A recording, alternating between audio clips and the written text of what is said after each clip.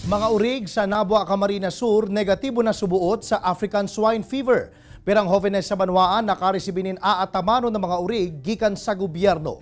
Yan ang tinutukan live ni Jessica Calinog. Jessica?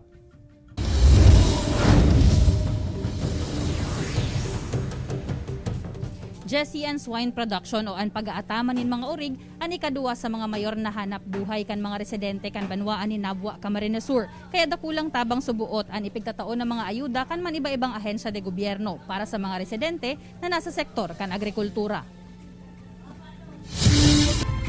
Sustinableng negosyo ang nahihiling na puturo kan 20 anyos na si Maylan Peregrino sa duwang urig na sa iyang naresibi kan nakaaging semana. Saro kaya siya sa mga naging benepisyaryo kan agricultural startup kits hali sa Agricultural Training Institute kan DA Bicol. Ang plano ko po dito sa dalawang biik is paparolingin ko po since puro kasi siya babae, pakalaki after 3 to 4 months ibibenta, after ibenta bibili ulit ng panibagong maliit na biik.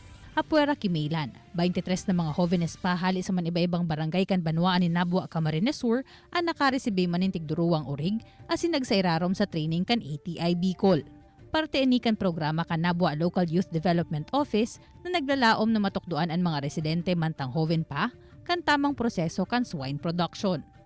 Ikaduwa kaya ini sa mga mayor na hanap buhay kan mga Nabuenyo sigun kinabua Municipal Agriculturist Julieta Deris. Nagnegatibo naman subuot sa helang ang 42 na sentinel pigs na ipigtao kan DA Bicol. Kaya nagpupuo naman na mag-recover hali sa danyos kan African Swine Fever ang mga swine raisers sa Banwaan. Nagpagirumduman si Deris sa mga nag-aataman nin urig asin iba pang hayop sa saindang lugar na maging maingat man giraray sa pagbakal o pagresibe nin mga hayop na saindang aatamanon asin dapat na coordinated ini sa Municipal Agriculture Office. Para po mamitigate natin yung mga eradication ng kung anumang virus. Kasi pag pumasok dito na hindi namin alam, hindi yun na-monitor and may posibilidad na pag may mangyaring incidents na naman na ASF or what kind of virus na pumasok, apektado lahat ang buong Nabua. Dawa pa negatibo na Jessie sa ASF itong mga sentinel pigs sa Banwaan ni Nabua nagdatinirman giraray ang lugar sa irarom kan red zone category. Maagi pa kaya ini sa magkakanigong mga proseso asin certification kan Bureau of Animal Industry, Provincial Agriculture Office asin kan sa inda mismong LGU bago maideklarar na ASF free. Jessie?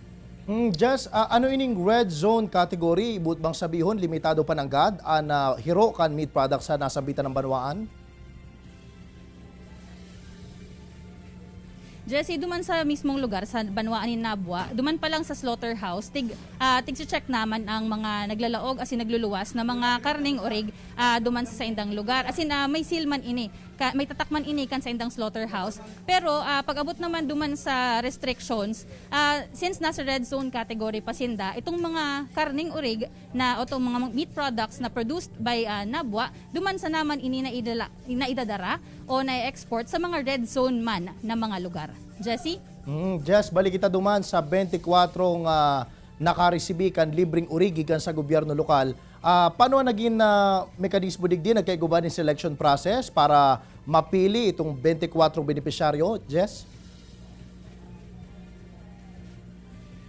Jessie, segundo man sa Local Youth Development Office, randomly lang pigpili ining mga benepisyaryo kan agricultural starter kits. Actually, ining proposal na ini kan opisina 2 years ago pa daan inda inipigpasa sa ATI Bicol and day na nga isinda nag-aasa na ma-recognize pa ini pero ngunya natauan sinda nin pagkakataon na matauan ka ini and ito limitado lang kaya ngunyan Jessie supply kan orig digdi sa satuya dahil nga ni duman sa nangyari na huma kan ASF kaya very limited lang din and tig-check nindang maray bago ninda maidara duman sa mga lugar nganing masiguro na safe man ang mga ini. Jessie?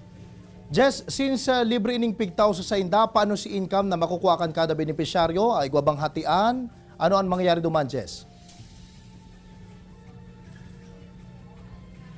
Jessie, ito depende na da ini duman sa mga benepisyaryo kung paano ang gigibuhon ninda para duman sa duwang orig na receive ninda. Pero maagi man giraray ini sa monitoring, kumbaga regularly i-check man giraray ini kan ahensya tanganing masyerto na napasiring sa tamang direksyon itong tigtaon na ayuda kan gobyerno. Jessie? Alright, Jos Mabalos, Jessica.